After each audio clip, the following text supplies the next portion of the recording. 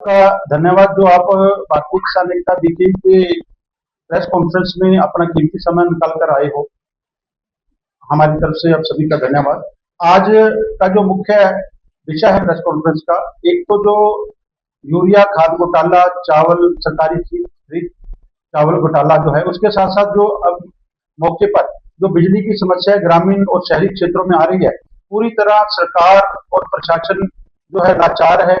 कहीं भी कोई नजर नहीं आ रहा। सभी सब डिविजनों पर बिजली घरों के बाहर धरने प्रदर्शन चल रहे हैं।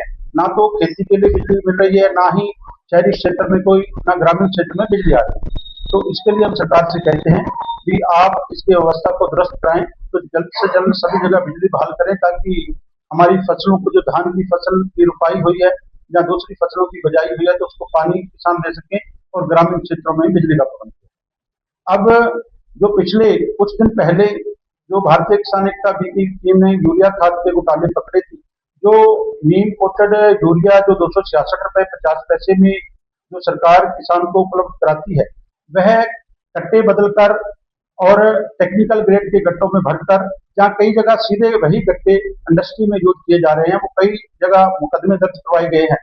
तो कुछ दिन पहले E20 green fuel ethanol company, जो कि पन्नीवाड़ा रुलदू में स्थित है, वहां पर भी जो कृषि विभाग को साथ लेकर भारतीय किसान एकता की टीम ने जो छापेमारी की, तो वहां पर बड़ी मात्रा में यूरिया खाद मिली है, जो कि बिना किसी लेवल के, बिना किसी company batch number, manufacturing date के, व्हाइट कलर के मार्के वाले गट्टों में टेक्निकल यूरिया लेकर बेची गई। कुछ जो IPL खाद की 266 रुपए 50 पैसे वाले जो सीधे पीले गट्टे हैं, वो भी पाए गए।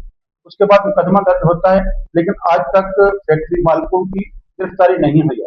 उसी बीच हमें जो पता चला कि बहुत बड़ा खेल, जो यूरिया खाद से बहुत ज्यादा बड़ा, कई सौ करोड़ रुपए का घोटाला, जो चावल सरकारी खरीद चावल घोटाला है, जो भारत सरकार द्वारा जो OMSS open marketing sales scheme के तहत जो इथेनॉल प्लांट को चावल दिया जाता है, वो 2320 रुपए में प्रति क्विंटल इनको चावल दिया जाता है, ताकि वो इसका इथेनॉल बनाकर जो देश के काम आ सके, बाहर से हमें डीजल इथेनॉल ना लेना पड़े।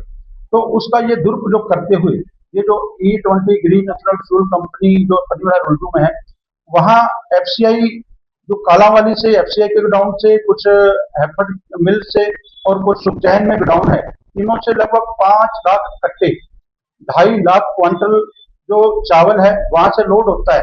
तो वो ट्रक का एक दाना भी जो पन्नीवाला में इथेनॉल प्लांट में नहीं जाता, वो अलग अलग शैलरों में, उसमें चाहे फग्गू है, चाहे कुछ है, ये हमने चार्ट बनाकर भी दिया है। ये इथेनॉल प्लांट से शुरू होकर ये FCI गोडाउनों से शुरू होकर जाना था इथेनॉल में, लेकिन अलग अलग शैलरों में गया है।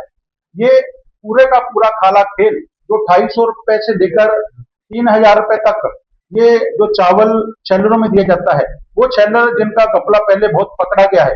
हमारे किसान धान पैदा करता है, धान मंडी में लेके जाता है, मंडी से सरकारी खरीद एजेंसी के थ्रू जो राइस शैलरों में जाता है, उसके बाद FCI में आता है। तो वही खेल दोबारा से शुरू हो गया।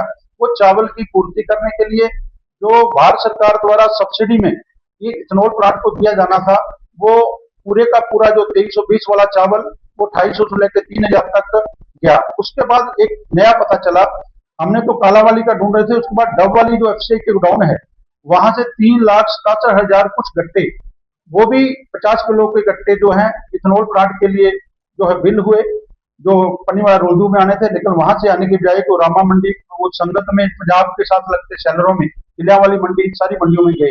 साथ ही डब वाली के कुछ शैलरों में सरसा तक सप्लाई हुआ। तो ये बहुत बड़ा घोटाला है। इसमें हमें अंदेशा है कि कई सौ करोड़ रुपए का घोटाला है, जो कि किसान के साथ सीधी लूट इसलिए है कि हम अगर धान पैदा करेंगे, तो धान बेचने के लिए गोडाउन खाली होने चाहिए FCI के। हजारों मीट्रिक टन, लाखों मीट्रिक टन जो चावल है, वो इथेनॉल प्लांटों के लिए जाएगा, गेहूं के शैलर से फिर प्लांट FCI में आ जाएगा। तो वहां किसान के लिए जगह कहां से मिलेगी? किसान की यूरिया घोटाला इथेनॉल प्लांट करता है, किसान द्वारा धान पैदा किया, चावल घोटाला सरकार को चूना लगा के किसान को जो है चूना लगाकर वो कर रहा है। तो उसके बाद जितना जो प्लांट लगा हुआ है, उस प्लांट में जो ध्वनि प्रदूषण है, वायु प्रदूषण है, ट्रैफिक की व्यवस्था है, नजदीक से जितने गांव है, चाहे पन्नीवाड़ा रुलदू है, चाहे हब्बुवाना है, चाहे पान्ना है, चाहे मांगेवाना, नीलियाला, जितने गांव है, वहां सुबह राखी जमी होती है उनके साधनों के ऊपर सुबह। उसके साथ साथ इतना शोर होता है रात को, उसकी चिमनी जब चलती है तो रोशनी सारी रात तक रहती है। जितनी नजदीक नजदीक फसलें हैं, सारी फसलें राखी से खराब हो जाती हैं। तो बर्बादी भी हमारी और लूट भी हमारी। इसलिए इस आपके पत्रकार भाईचारे के माध्यम से हम ये सरकार तक पहुंचाना चाहते हैं और आमजन तक भी पहुंचाना चाहते हैं कि आपके साथ कैसे लूट हो रही है। हमारा हिस्से का पानी उस प्लांट में दिया जाता है, हमारे हिस्से की यूरिया वो खा जाते हैं, जो चावल हमने पैदा किया उसकी इथेनॉल बनाने की बजाय वो दूसरे चैनलों में बेच रहे हैं। तो इतना बड़ा घोटाला है ये। इसमें हम जो है प्रशासन से को भी चेतावनी देते हैं, सरकार को चेतावनी देते हैं। अगर 23 जुलाई तक जो मुकदमा दर्ज हुआ है यूरिया खाद घोटाले में, उस पर मालिकों की गिरफ्तारी हो, और जो ये नया स्कैंडल चावल स्कैंडल है उसके ऊपर भी जो कार्रवाई की जाए, मुकदमा दर्ज किया जाए। अगर 23 जुलाई तक मुकदमा दर्ज नहीं होता है तो मजबूरन हमें 24 जुलाई को T20 green fuel private limited company ethanol plant है जो पनवेल रोड, उसका घेराव करना पड़ेगा। 24 जुलाई को भारतीय किसान एकता बीके के बैनर तले ग्रामीण किसान मजदूर आवाम उस फैक्ट्री का घेराव करेंगे, अपने हो रहे पोल्यूशन से बचने के लिए, बर्बादी से बचने के लिए और लूट का खुलासा करने के लिए। उसका जिम्मेदार जिला प्रशासन, पुलिस और सरकार होगी। ये हमारी चेतावनी है। उससे आगे बहुत सारे और अनियमितता है उसमें। बहुत सारे कई लोग जो फ्रंट पे आके नहीं लड़ सकते, उन्होंने हमें डॉक्यूमेंट दिए हैं, उनके बहुत कुछ अंदर घोटाले हो रहे हैं।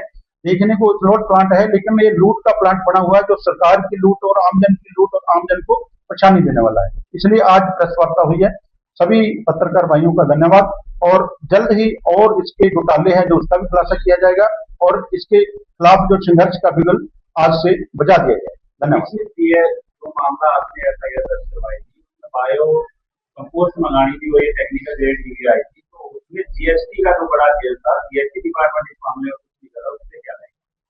बहुत बढ़िया सवाल है पत्रकार साथियों। जो एग्रीकल्चर ग्रेड की यूरिया है, जो सब्सिडी वाली यूरिया, उसका जीएसटी 5% है, और जो दूसरी यूरिया उसका 18% है।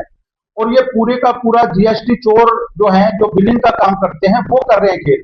यूरिया किसान की लूटी हुई और गट्टे दिल्ली वगैरह से छुपवाकर और फर्जी बिलिंग के हिसाब से इनको दिया जाता है। क्योंकि जो इसमें बिलिंग हुई थी 1091 रुपए में गट्टे की बिलिंग हुई थी, जो हमें ट्रक पकड़ा था 1880 रुपए में था, जो हैफेड में माल बिल हुआ वो 1600 कुछ रुपए का था। इसी तरह 3200 रुपए का जो वेरका में बिल हुआ था। आज टेक्निकल यूरिया का रेट 3500 रुपए से लेकर 4200 रुपए 50 किलो है, लेकिन ये 1000 रुपए में हेर फेर करके बेच रहे हैं। ये सारे का सारा नकली फर्जी माल है और इसमें जीएसटी का बहुत बड़ा जो है, जीएसटी का बहुत बड़ा घोटाला है। उसको भी हमने लिखा है, जीएसटी विभाग को लिखा है, केंद्र सरकार को लिखा है, हरियाणा सरकार को लिखा, हमने पूरे तथ्यों के साथ, और हमारे पास पूरे तथ्य हैं, सबूत हैं इनके खिलाफ बहुत सारे, वो हमने जो विभागीय जो अधिकारी हैं उनको दिए हैं और आगे भी देंगे। जब अगर कोई कार्रवाई नहीं होती तो उनको भी हम जल्द ही जनतक करेंगे भी, इतने सबूत देने के बावजूद भी इन्होंने कोई उनके खिलाफ कार्रवाई नहीं की। खाजा तेरा मामला था जो उसमें आज तक आपने नाम के दिए थे और वो पकड़े नहीं गए, तो उसमें क्या मानते हैं कि पुलिस की कितनी लापरवाही सामने आ रही है इन सभी मामलों? देखिए, जो सबसे पहले जो भैंसों के नोरे का जो मसला था यूरिया खाद का, उसका आप कह रहे हैं, उसमें गिरफ्तारियां 2 जनों की हो गई थी, एक हिमांशु मासूम और एक दूसरा एक साथी था, 2 की हुई थी। उसमें जो सतनाम ट्रेडर जो फर्जी फर्म है, उसके लिए जो उसने अग्रिम जमानत लाई थी, उसका भी क्या डिसीजन हुआ पता नहीं, लेकिन उसमें बेलेबल धाराएं थी। अब उसमें नई धाराएं और जोड़कर वो नॉन बेलेबल जो धाराएं के तहत मुकदमा दर्ज है। अब जल्द उनकी गिरफ्तारी के लिए भी प्रेशराइज करेंगे पुलिस प्रशासन को कि उनकी गिरफ्तार करके उनको सलाखों के पीछे भेजा जाए, ताकि और लोगों के हक की लूट वो ना कर।